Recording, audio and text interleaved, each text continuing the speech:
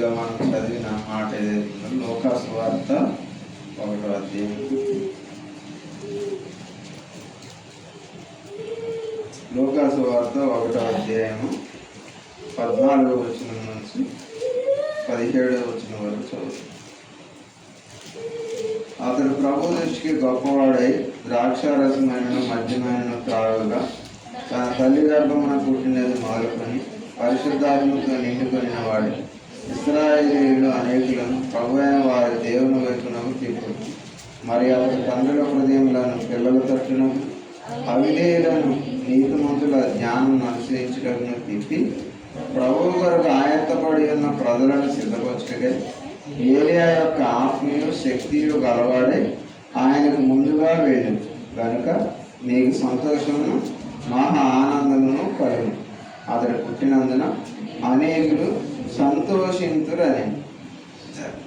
ప్రభు మన అందరి కొరకే ఈ మాట దీవించిన కాబట్టి మరి వాస్తవంగా యోహాను ఎంత గొప్పవాడు అనేది మనం చూస్తే, సృష్టికర్తే అతను ఇలా ఉంటాడని ముందుగానే అతని మీద నమ్మకంతో, కొంతమంది మీద దేవుడు నమ్మకంతో కొన్ని మాటలు చెప్పాడు. ఏం చెప్పాడంటే యోబు గురించి చెప్పాడు. యోబు నా భక్తుడైన యోబుని చూసావా, అతడు ఎంత యథార్థవంతుడు, అతడు ఎంత న్యాయవంతుడు, అతడు యథార్థం మరి తను చెడుతనాన్ని విడిచిపెట్టినవాడు, అతను చాలా మంచివాడని దేవుడు అతని గురించి సాక్ష్యం ఇచ్చాడు. చివరికి వచ్చే వరకు యోబు గురించి దేవుడు ఒక మాట చెప్పాడు. చూడండి 42 యోబు గ్రంథం 42వ అధ్యాయం.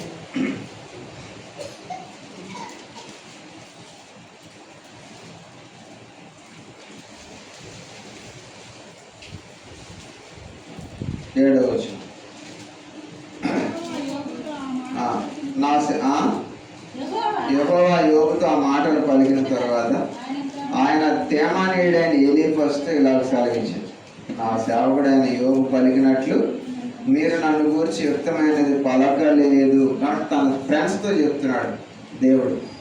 ఒకప్పుడు సాతానుతో చెప్పాడు, యోబు చాలా మంచివాడు, అసలు ఊజి దేశంలోనే అతను వంటి వాడు లేడు, అతని గురించి నువ్వు ఆలోచించు అని తను సృష్టించిన యోబు గురించి దేవుడు చెప్పాడు. ఇప్పుడు యోబు స్నేహితులతో దేవుడే మళ్ళీ చెప్తున్నాడు, అరే మీకు మాట్లాడటం కూడా చేత కాదు, నా సేవకుడని యోబు పలికినట్టు మీరు పలకలేదు. అంతేకాదు 8వ వచనం, కాబట్టి 7 గడ్లను 7 పొట్టేళ్లను మీరు తీసుకొని వచ్చి నా సేవకుడని యోబునాథుకు పోయి మీ నిమిత్తము దహన బలి అర్పింపవలెను. అప్పుడు నా సేవకుడని యోబు మీ నిమిత్తము ప్రార్థన చేయను, మీ అవివేక పనిని బట్టి మిమ్మల్ని శిక్షింపకున్నట్లు నేను అతడిని మాత్రం అంగీకరించదును. ఎలాగనగా నా సేవకుడైన యోబు పలికినట్టు మీరు నన్ను గురించి చెప్తమైనది పలలేదు. ఎంతవరకు వీళ్ళు ముగ్గురు వచ్చారు స్నేహితులు, అట్లాంటోడు ఇట్లాంటోడు అని ఏదో చెప్పారు తప్ప వాళ్ళు యోబులో లోపం ఎత్తి చూపాలని ప్రయత్నం చేశారు, కానీ దేవుని గురించి అంత గొప్పగా వాళ్ళు ఏం మాట్లాడలేదు. ఈ మాటలన్నీ ఎవరు విన్నారు? దేవుడు విన్నాడు. అందుకని వాళ్ళ మాటలన్నీ విన్న తర్వాత దేవుడు కల్పించుకుని అన్నాడు, ఒరే ఇంతసేపు మీరు మాట్లాడారు కానీ కనీసం నా సేవకుడు అని యోబు మాట్లాడినట్టు మీరు మాట్లాడలేదు అని యోబు గురించి తన స్నేహితుల ముందు సాక్ష్యం వచ్చాడు. ఆఖరికి మీరు సరిగ్గా లేరబ్బాయి, మీ మాట సరిగ్గా లేదు కాబట్టి మీరేం చేసినా నేను అంగీకరించను, కాబట్టి మీరు తీసుకుని వెళ్ళండి, 7 ఎడ్లని 7 పొట్టేలు తీసుకుని వెళ్ళండి. ఆ బలి కూడా ఎవరు అర్పిస్తారు? యోబు చేతుల మీదుగానే అర్పించబడుతుంది. అప్పుడైనా మీరు బతుకుతారు, లేకపోతే చస్తారు అని ఖరాఖండిగా దేవుడు చెప్పాడు. గత్యంతరం లేక అప్పటికప్పుడు మరి వాళ్ళు ఎక్కడో పొరుగురు నుంచి వచ్చారు, అప్పటికప్పుడు ఆ ఎడ్లని పొట్టేళ్ళని కొని మరి ఎక్కడ కొన్నారో మనకు తెలియదు, గబగా తీసుకొచ్చి ఒరే బాబు ఇది చేయకపోతే దేవుడు మమ్మల్ని చంపుతాను అంటున్నాడు, కాబట్టి నువ్వు ఎట్లా అట్లా మా నిమిత్తం ప్రార్థన చేయి, బలి అర్పించంటే యోబు అట్లా చేసి వాళ్ళని దేవుని ఉగ్రత నుంచి తప్పించాడు. కాబట్టి కొంతమంది గురించి దేవుడు తనకి ఇష్టమైనప్పుడు వాళ్ళ గురించి దేవుడే తన నోటితో చెప్తాడు.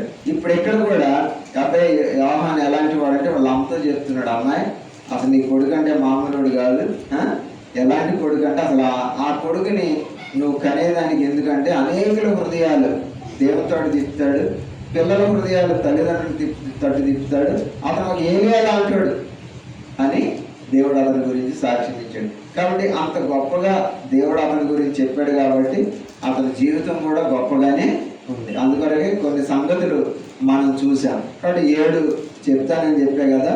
కాబట్టి మరి మిగిలిన ఏవైతే సంగతులు ఆయన లక్షణాలు ఆయన జీవితంలో ఉన్నాయో అవి కూడా మరి ఇప్పుడు 4 చెప్పాము.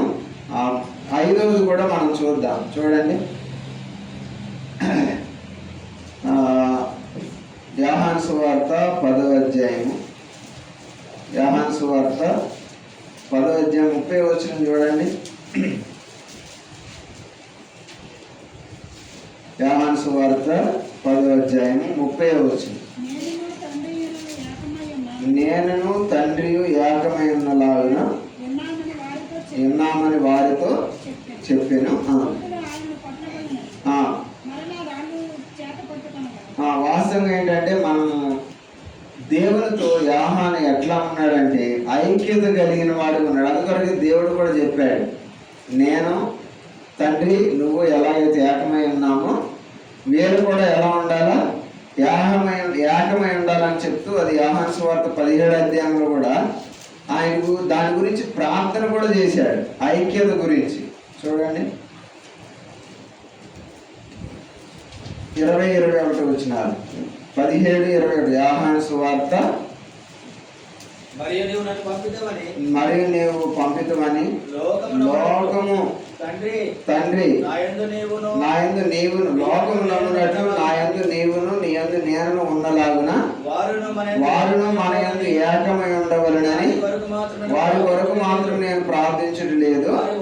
వారు వాక్యము వలన నా యందు విశ్వాసం ఉంచు వారందరూ ఏకమై ఉండవలనని వారి కొరకు ప్రార్థించు. ప్రభువే చాలా సుదీర్ఘంగా ప్రార్థన, ఎందుకంటే ఐక్యత లేదు చాలా చోట్ల. దేవుని పిల్లలైన వారికి, విశ్వాసులైన వారికి ఐక్యత లేదు. అయితే ముఖ్యంగా మనం ఎవరితో ఐక్యత కలిగి ఉండాలంటే దేవునితో మనం ఐక్యత కలిగి ఉండాలి. ఈ ఐక్యత ఏం తీసుకొస్తుంది? ఆశీర్వాదాన్ని తీసుకొస్తుంది. కాబట్టి మీరు కూడా దేవునితో ఎప్పుడైతే అందుకొరకు వాక్యం కూడా ఆయనతో మనం అన్యోన్య సహవాసం గలవారమైనందున. చూడండి 1 యోహాను 1:5 చూడండి. 1 యోహాను. ఐక్యత అనే దానికి అర్థం ఏంటంటే సహవాసము అంటే ఆయనతో మనం కలిసి నడుచుకోవడం, జీవించడం. మేము ఆయన వలన విని మీకు ప్రకటించే వర్తమానం ఏమనగా దేవుడు వెలుగై ఉన్నాడు, ఆయన చీకటి ఎంత మాత్రం లేదు, ఆయనతో కూడా సహవాసము గలవారమని చెప్పుకొని చీకటిలో నడిచిన ఎడల మనం అబద్ధం ఆడచ్చు. కాబట్టి ఎవరైనా ఒకవేళ అబ్బాయి నేను దేవుని నమ్మానని దేవుని నమ్మిన వాడు నడిచే మార్గంలో నడవకపోతే, ఒకవేళ దేవుడు చెప్పిన మార్గంలో నడవకపోతే, అంటే వెలుగులో కానీ నడవకుండా చీకట్లో నడిస్తే వారు ఎవరంటే వారంటే అబద్ధాన్ని జరిగించేవాళ్ళు.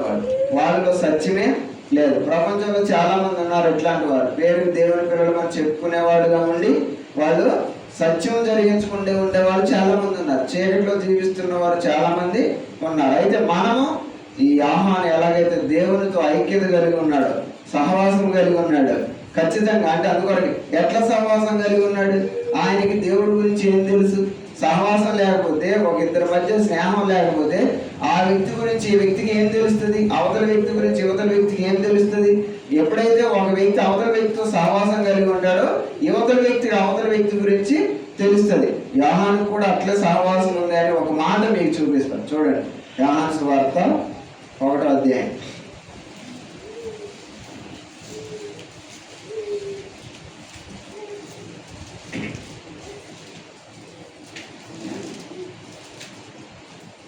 ఒకటి 31 వచ్చింది. నేను ఆయనను ఎరుగనైతిని గాని ఆయన ఇశ్రాయేలుకు ప్రత్యక్షమగుటకు నేను నీళ్లలో బాప్తిస్మం ఇచ్చుచూ వచ్చిందని యోహాను ఫ్రాంక్గా ఒప్పుకున్నాడు. మొట్టమొదట ఆయనకి యేసు ప్రభు గురించి సరిగా పరిశుద్ధాత్మ దేవుడైతే చెప్పాడు, నీ వెనక వచ్చేవాడు నీకంటే శక్తిమంతుడు, ఆయన అగ్నిలో బాప్తిస్మం ఇస్తాడు, ఆయన వచ్చినప్పుడు ఎట్లాంటి గుర్తులు జరుగుతాయి, పరిశుద్ధాత్మ ఆయన మీద పవర్ వల్ల దిగి వస్తుందని కొన్ని సంగతులు చెప్పాడు. అయితే అవే రోజులుగా ప్రామాణికంగా మరి తీసుకుని ఏవో కొన్ని చెప్పాడు. కానీ అయితే ఇప్పుడు దాన్ని బట్టి ఇంకా ఆయన గురించి నాకు అంత అవగాహన లేదు అని చెబుతూ ఇప్పుడు రండి 34 వచ్చిన ఈయనే దేవుని కుమారుడని నేను తెలుసుకొని చూసారా, అంటే చేశాడు, అంటే తెలుసుకున్నాడు. ఎంతమంది తెలియదు, ఇప్పుడు ఏం చేశాడు, ఆయన దగ్గరుండి చూసి, ఆయన లక్షణాలు చూసి, ఆయన వచ్చినప్పుడు జరిగిన సంఘటనలు చూసి ఆయన గురించి తెలుసుకుని ఇప్పుడు ఏం చేస్తున్నాడు, సాక్ష్యం ఇస్తున్నాడు. కాబట్టి ఇప్పుడు అతనితో దేవునికి అతనితో ఎట్లా ఉంది, అన్యోన్య సహవాసము ఉంది. కొంత మరి ఎంతకాలం వారు కలిసి ఉన్నారో మనకు తెలియదు, కానీ తెలుసుకున్నాడు. ఇప్పుడు తెలుసుకుని ఏమంటున్నాడు, 35, 36 వచ్చినాడు. మరణాలు మరలా యోహాను అతని శిష్యులు ఇద్దరు నిల్చుండగా అతడు నడుచున్న యేసు వైపు చూచి, ఇదిగో దేవుని గొర్రె పిల్ల అని చెప్పాను. చూసారా, అంటే తెలుసుకున్నాడు కాబట్టి అతనికి యేసు ప్రభుతో కొంత సన్నిహితం ఏర్పడింది కాబట్టి, ఆయనతో ఐక్యత కలిగి ఉన్నాడు కాబట్టి, ఆయనతో సహవాసం చేశాడు కాబట్టి ఆయనే గొర్రె పిల్ల అని. ఏ గొర్రె పిల్ల?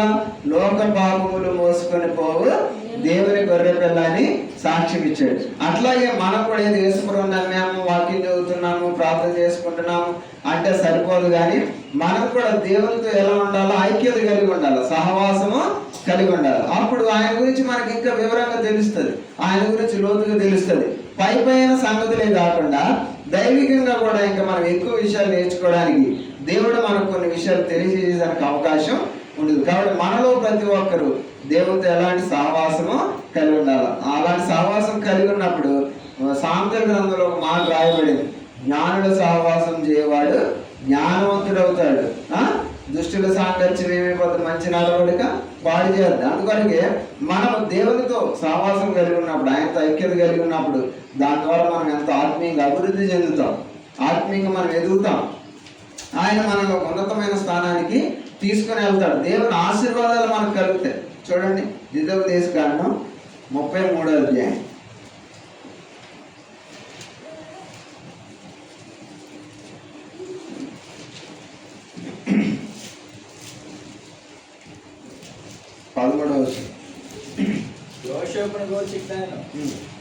ఆకాశ పరమార్థముల వలన మంచు వలన మంచు వలన అగాధ జలముల వలన సూర్యుని వలన కలుగు ఫలములు అని శ్రేష్ఠ పదార్థముల వలన చంద్రుడు పుట్టించు శ్రేష్ఠ పదార్థముల వలన పురాతన పర్వతముల శ్రేష్ఠ పదార్థముల వలన నిత్య పర్వతముల శ్రేష్ఠ పదార్థముల వలన సంపూర్ణముగా ఫలించు భూమికి కలిగిన శ్రేష్ఠ పదార్థముల వలన యెహోవా అతని భూమిని దీవించును. పొదలో నుండిన వాని కటాక్షము యోసేపు తల మీదకు వచ్చును.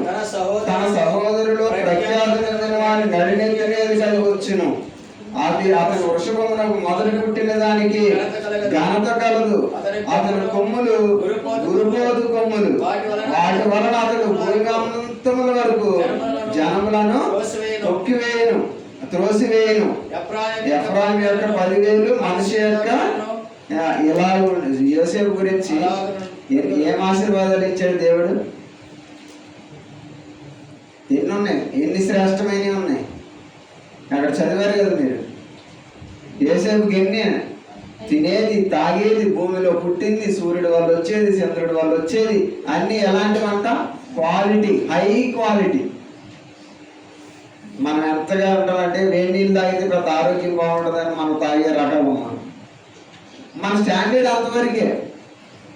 అంటే మన స్థాయి ఎప్పుడు కూడా మనం చేసేది శ్రేష్టమైనది అనుకుంటున్నాం, కానీ దేవుడు మనం ఆయన ఆశీర్వాదం పొందితే ఆయన మనకి ఇచ్చేది శ్రేష్టం. ఎంత శ్రేష్టం అంట? మళ్ళీ చదవండి ఒకసారి, ఏమేమి శ్రేష్టం ఉన్నది? సూర్యుని వలన కలుగు ఫలములోని, అంటే సూర్యుడు కూడా యోసేపుకి ఏమి ఇవ్వాలంట? శ్రేష్టమైనది ఇవ్వాలని దేవుడు చెప్తున్నాడు. చంద్రుడు కూడా ఏంటంట? ఒకవేళ నువ్వు అడుగు, చంద్రుడా సూర్యుడా నాకు శ్రేష్టమైన వెలుతురు అంటే ఏం చెప్తాడు?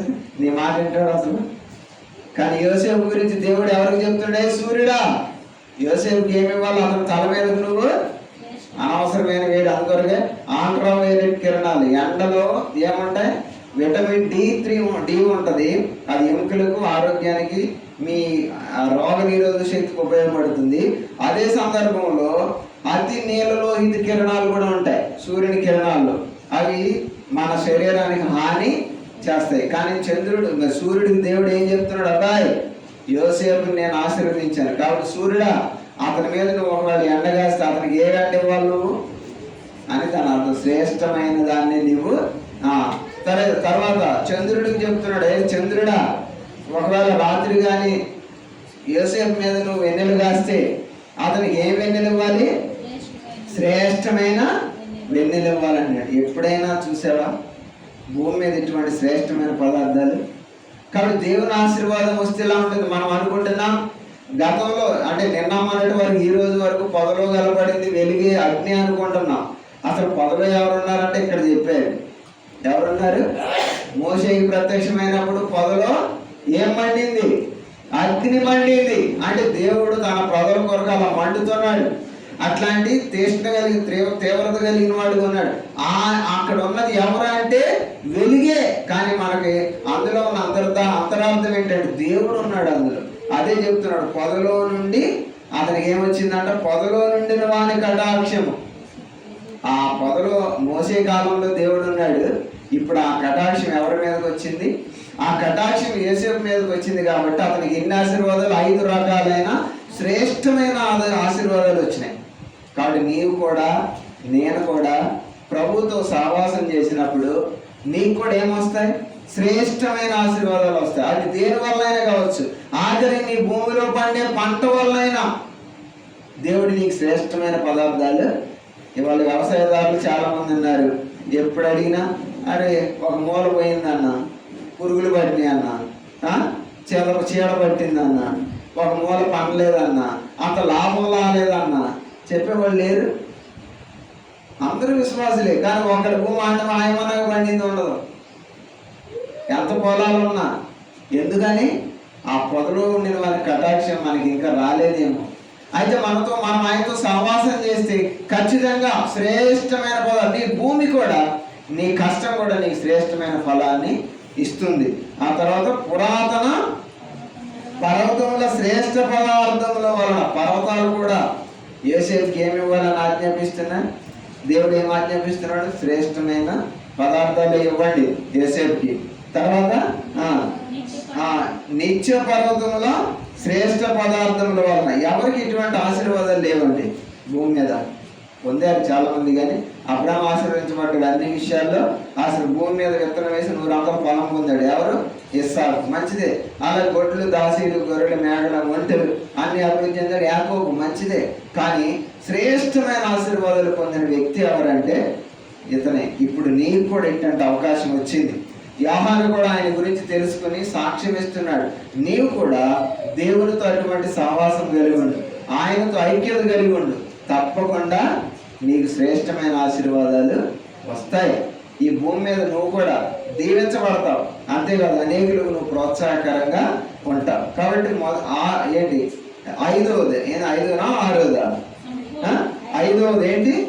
దేవునితో మనం ఐక్యత కలిగి ఉంటే మంచి ఆశీర్వాదాలు వస్తాయి. కాబట్టి ఇప్పుడు యోహాను ఎవరితో ఐక్యత కలిగి ఉన్నాడు? దేవునితో ఐక్యత అంటే స్నేహం కలిగి ఉన్నాడు. తర్వాత చూడండి 6వది చూద్దాం. యోహాను సువార్త 5వ అధ్యాయము 35వ వచనం. 5వది దేవునితో ప్రభుతో సహవాసం కలిగి ఉన్నాడు. ఇప్పుడు 6వది అతడు మండుచు ప్రకాశించుచున్న దీపమై ఉండెను. అతడు ఏం చేశాడు? దేవుని కొరకు ఎలా జీవించాడు? ఒక జ్యోతిలాగా, ఒక కాగడాలాగా ప్రకాశించాడు. మండుచున్న దీపంలాగా ఉండాలి. చాలామంది దేవుని నమ్ముతారు, చాలా కాలం అవుతుంది దేవుని ఎరిగి, కానీ వాళ్ళకి దేవుడి గురించి ఏ తీవ్రత కానీ ఏ మంట కానీ ఉండదు. వస్తారు పోతారు. దానివల్ల వాళ్ళకి ఏదో మేము భక్తులు అనిపించుకోవడానికి, ఆదరేపించుకోవడానికి వచ్చే వాళ్ళు ఉంటారు. కాబట్టి మీరు కూడా యవనస్తులైన మీరు కానీ, తోటి సహోదరులు కానీ, మీరు నేను మనము దేవుని కొరకు ఎలా ఉండాలంట? మండే వారంగా ఉండాలి, రోషం ఉండాలి. చూడండి రోమిలకు రాసిన పత్రిక 12వ అధ్యాయం 11వ వచనం. రోమిలకు రాసిన పత్రిక 12వ అధ్యాయం 11వ వచనం. ఆసక్తి విషయంలో మాంద్యులు గాక ఆత్మయందు తీవ్రత గలవారై ప్రభువును సేవించండి. ఆత్మయందు తీవ్రత కలిగి. కాబట్టి ప్రభువు కొరకు నేను ఏదో ఒకటి చేయాలి, ప్రభు కొరకు నేనేం చేయాలి, ఏం చేస్తే ప్రభుకి ఇష్టంగా ఉంటుంది, అసలు నేను ఆయన కొరకు ఏం చేయాలని దేవుడు అనుకుంటున్నాడు, ఆ తలంపులు మనలో ఉండాలి, ఆ తీవ్రత మనలో ఉండాలి, ఆ మంట మనలో ఉండాలి. చూడండి కీర్తనలు 39 అధ్యాయం 39:3 చూడండి.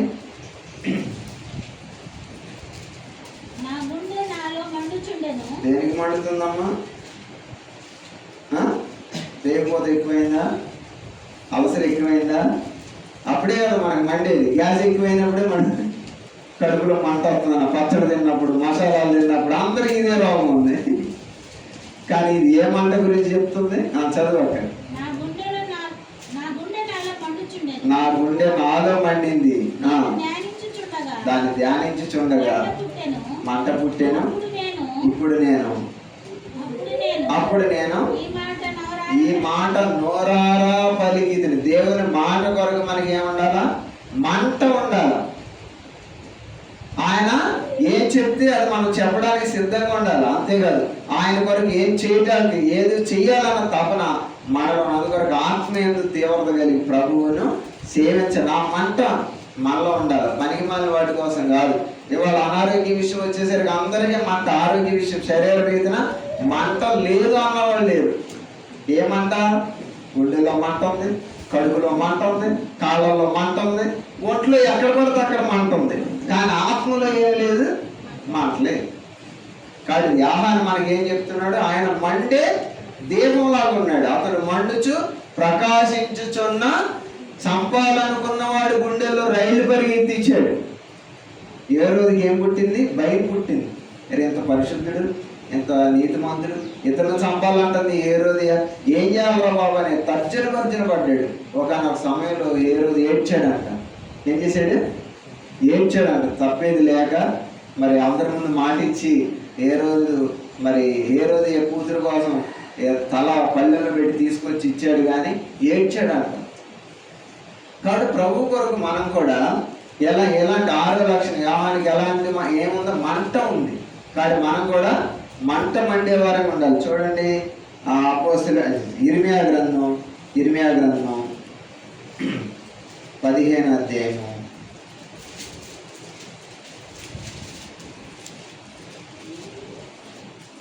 17వ వచనం.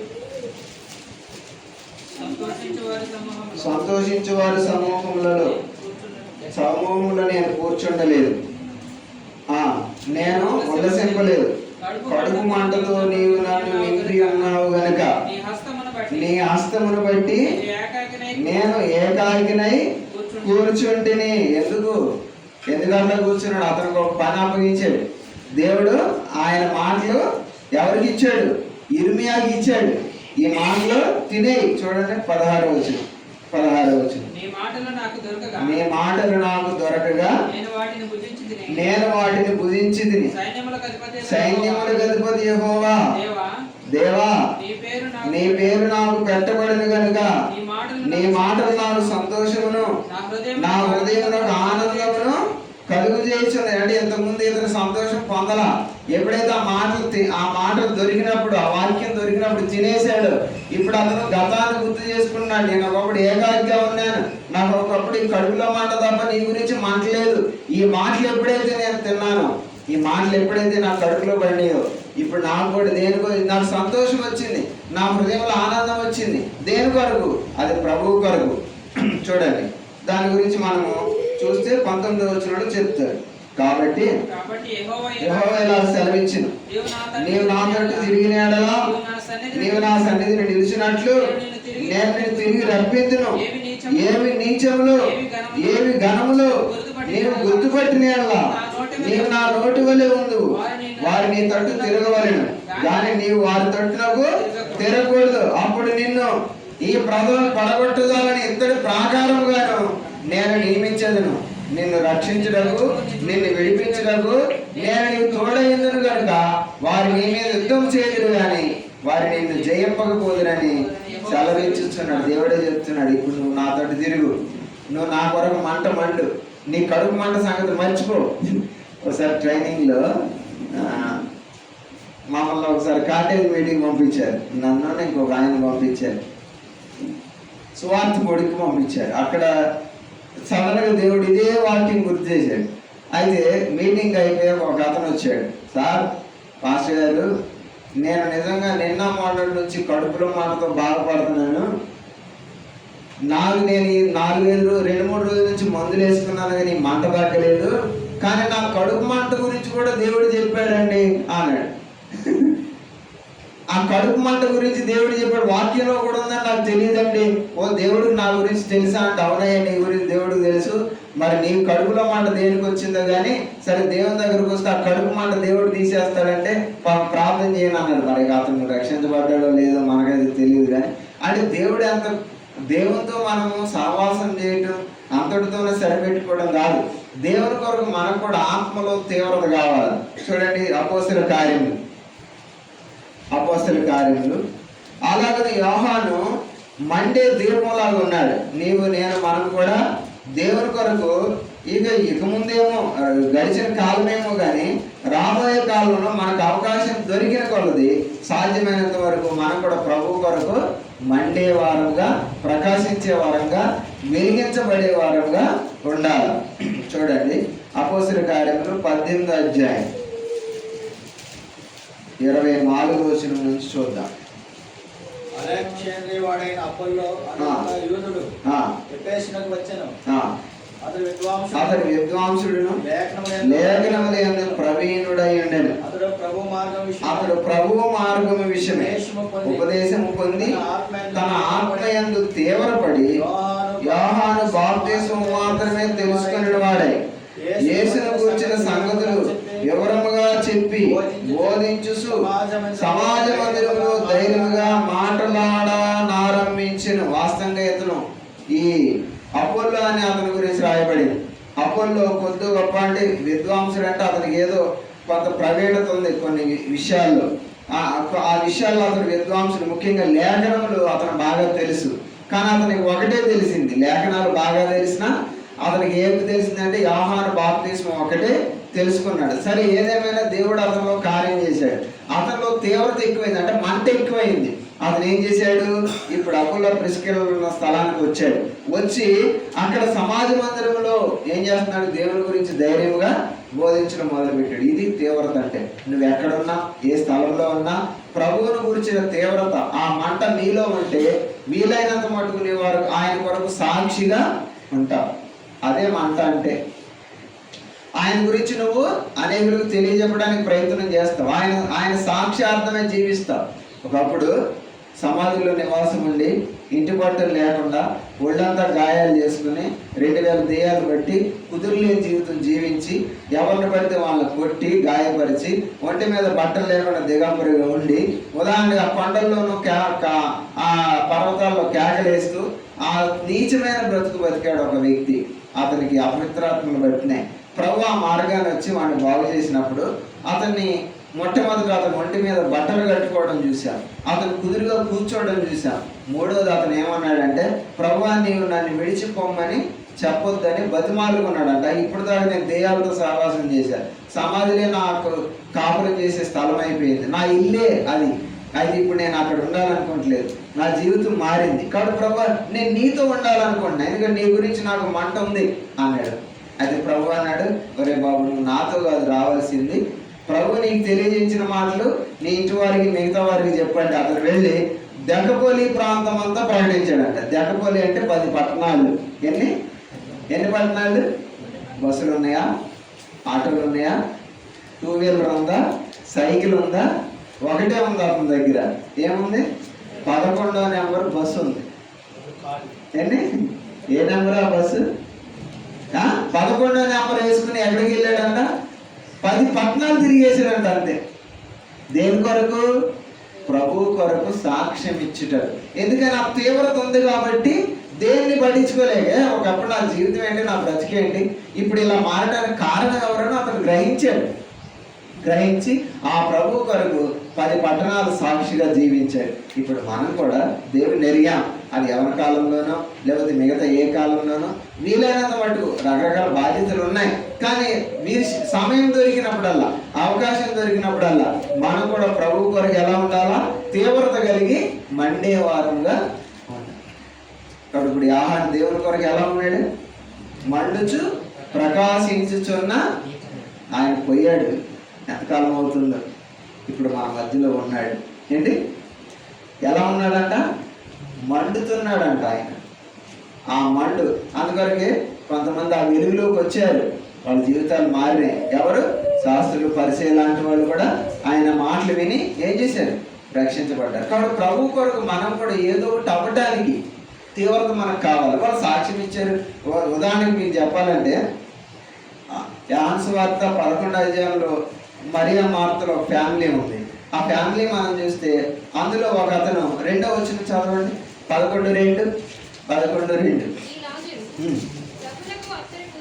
ఈ లాజరు ప్రభువునకు అత్తరు పూసి తల వెంట్రుకలతో తన పాదములు తుడిచిన మరియకు సహోదరుడు, అతని అక్క చెల్లెండ్రు, ప్రభువా నువ్వు ప్రేమించువాడు రోగి అయి ఉన్నాడని.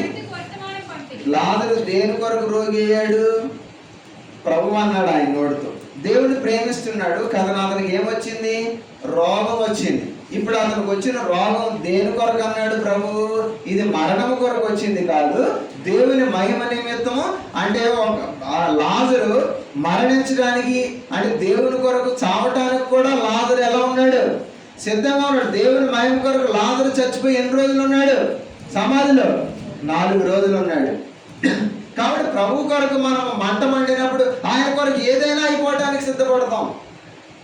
అతను తన రోగాన్ని, నేను తన మరణాన్ని గురించి కూడా పట్టించుకోలేదు. ప్రభువుని ప్రేమించాడు అంతే. దేవుని మహిమ నిమిత్తం ఆయన చనిపోయే సమాధిలోకి వెళ్ళిపోయాడు. మళ్ళీ వచ్చాడు ప్రభువు, చనిపోయిన లాజరును మళ్ళీ బయటికి తీసుకొచ్చాడు. తర్వాత ఆదికాండం 6వ అధ్యాయంలో 7వ అధ్యాయంలో ఒక వ్యక్తి మనకు కనపడతాడు.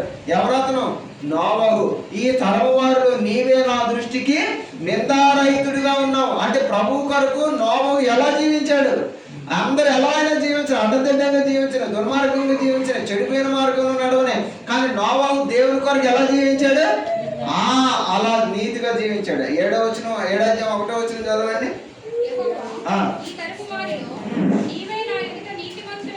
ఎంతమంది లేరు ఆ తరంలో?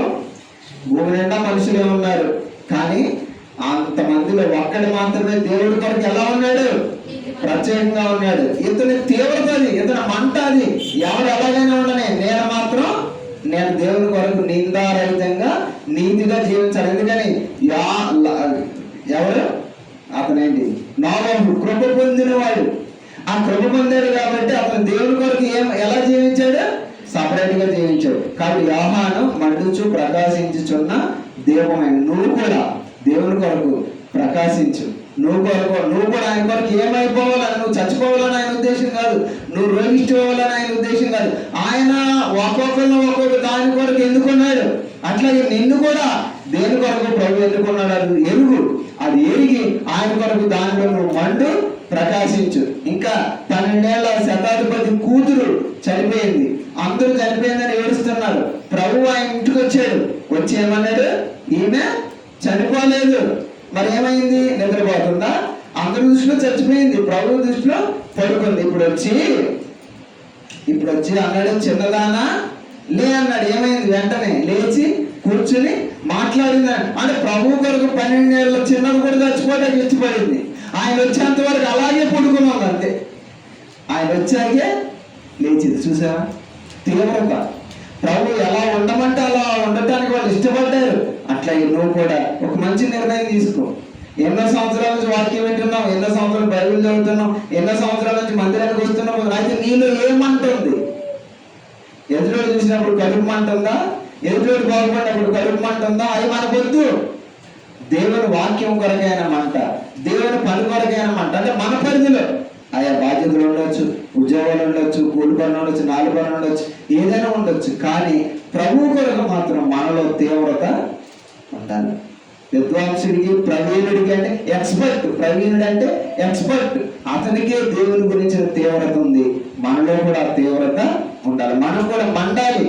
ప్రకాశించే దీపంగా, ప్రకాశించే జ్యోతిగా మనం కూడా ఉండాలి. ఫిలిప్పీ పత్రికలో పౌలు అదే చెప్తాడు. మీరు వక్ర జనం మధ్య నిందారహితులను నిరపరాధులను అయ్యండి, జీవవాక్యమును చేతబట్టుకుని జ్యోతుల వలె ప్రకాశించండి. కాబట్టి మీరు నేను మారాలంటే, నీవు నేను ప్రకాశించాలంటే మన చేతిలో ఉండాల్సింది, మన నోటిలో ఉండాల్సింది, మన జీవితంలో ఉండాల్సింది ఏంటి? వాక్యమే. ఆ వాక్యమే మనల్ని ఏ రీతిగా నడవాలి, ఏ రీతిగా మండాలి మనకు నేర్పుతుంది. అందువరకు వాక్యంలో అందరూ, మన పెద్ద ఆయన ఒక మాట చెప్పాడు, అందరూ తెలిసిన మాట చెప్పండి. కీర్తనలు 119 అధ్యాయం 50 వచ్చింది. ఏముందండి? 150 వచ్చింది చదవండి. 119, 150.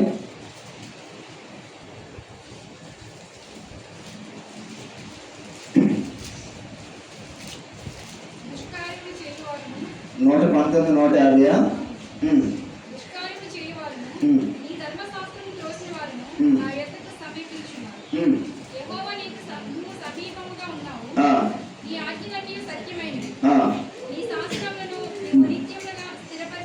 నీవు శాసనములను నిత్యము స్థిరపరిచితివి, నేను పూర్వం నుండి. చూసారా? వాక్యం ద్వారానే ఎప్పటి నుంచి తెలుసుకున్నాడంట? పూర్వం నుంచి. అరే దేవుడు ఎట్లా చెప్పాడు, ఎట్లా నడవమన్నాడని పుట్టిన కానీ ఎప్పటి నుంచో పితరుల కాలం నుంచి దావీదు నేర్చుకున్నాడు. అప్పుడు ఆయన ఏమన్నాడు? నీ వాక్యం నా పాదములకు దీపం, నా త్రోవకు వెలుగు. కాబట్టి వాక్యమే మనకు ప్రామాణికం. ఇంకెవరెవరు చెప్తారు? సూక్తులు చెప్పేవాళ్ళు ఉంటారు, వాళ్ళు చెప్పుదురే కానీ చేయరని సామెత ఉండేది. కాబట్టి మీరు ఏం చేయాలి? శాస్త్రులు పరిచయాల మాట వినండి, కానీ వాళ్ళు చెప్పుదురే కానీ చేయరు. కానీ మనకు ప్రామాణికం ఏంటి? నీకైనా నాకైనా దేవుని వాక్యమే. కాబట్టి యోహాను ఎలా ఉన్నాడు? మండుచు ప్రకాశం. ఎన్నో లక్షణం అది. ఆ రోజు చెప్పుడు చెప్పి ముగిస్తా. ఇంకొక 7 నిమిషాలు ఉంది. చూడండి, మత్తయి సువార్త 11వ అధ్యాయము 11వ వచనం. మత్తయి సువార్త 11:11. స్త్రీలు కనిన వారిలో బాప్తీసమిచ్చి యోహాను కంటే గొప్పవాడు పుట్టలేదని. ఇక్కడ ఈ మాట మీకు ఏమర్థమైంది అన్న? గిద్దేనన్న ఒకసారి నువ్వు చదువు అన్నమాట.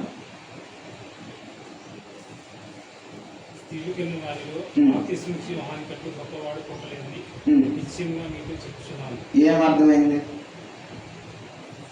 సరే, ఈలోపు ఆలోచించు. పిలోమోను మళ్ళీ అడుగుతా, ఆలోచించా. చదువు. స్త్రీలు కనిన వారిలో ఒక ఆడ మనుషులు, ఈ భూమి మీద స్త్రీలు చాలా మంది పిల్లల్ని కన్నారు.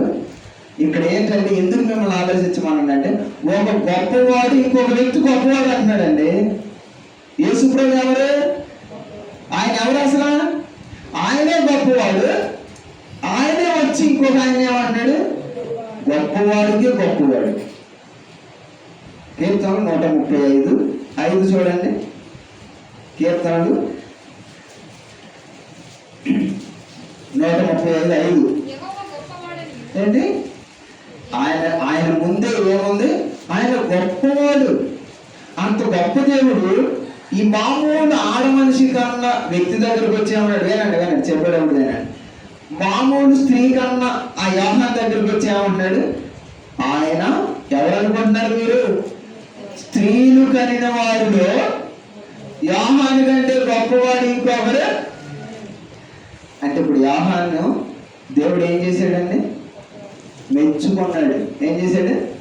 మెచ్చుకున్నాడు. అరే నేనే గొప్పవాడిని, కానీ యోహాను కూడా ఒక గొప్పవాడైన దేవుడు ఒక మామూలు మనిషిని గొప్పవాడు అన్నాడు. ఇక అంతకంటే ఇక బిరుదు లేదు. నిజంగా గ్రేటెస్ట్ వ్యక్తి ఎవరు? బాప్తిసమిచ్చు యోహాను. కాబట్టి దేవుడు గొప్పవాడైన దేవుడు ఒక సామాన్యుడి గురించి ఎంత పెద్ద సాక్ష్యం ఇచ్చాడండి. యోహాను గొప్పవాడు. మరి నువ్వు కూడా అటు సాక్ష్యం పొందాలి ప్రభు ఎదుట. అందుకని ఎంతవరకు మనం మెచ్చుకొని మనం మేడతోడు కట్టుకొని నేనే కరెక్ట్ అనేదానికంటే ప్రభువు మెచ్చుకున్నవాడు యోగ్యుడు. మీరు నేను మనం కూడా ఎవరి మెప్పు పొందాలా? ప్రభువు మెప్పు పొందాలి. చివరికి ఒక మాట మత్తయి సువార్త 25:44 వచనం చూడండి.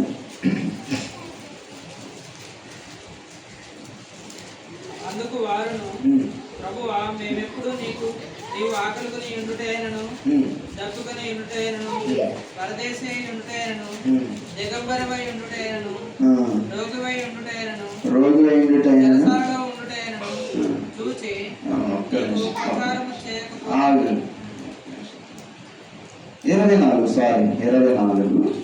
44 మీరు అనుకోని గడిలో మనిషి కుమారుడు వచ్చిన గనుక మీరు సిద్ధంగా ఉండండి.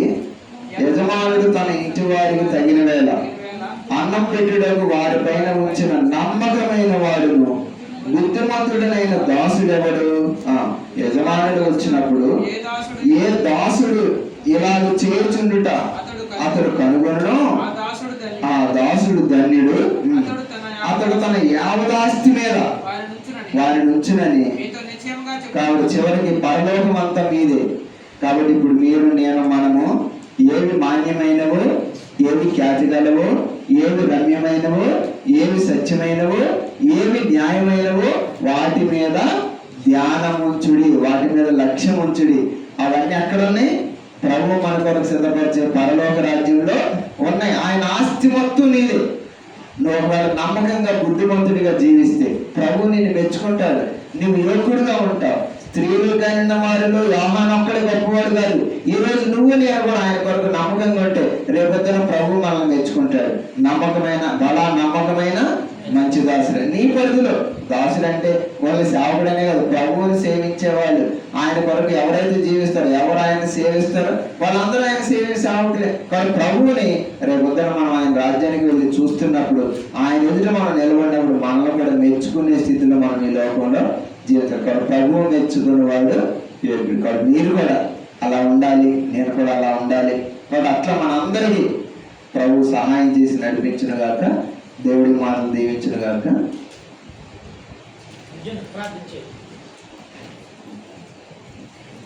మోకరించండి, చిన్న మీరు చిన్న కూర్చున్న మోకరించమంటే కలిపి మోకరించండి.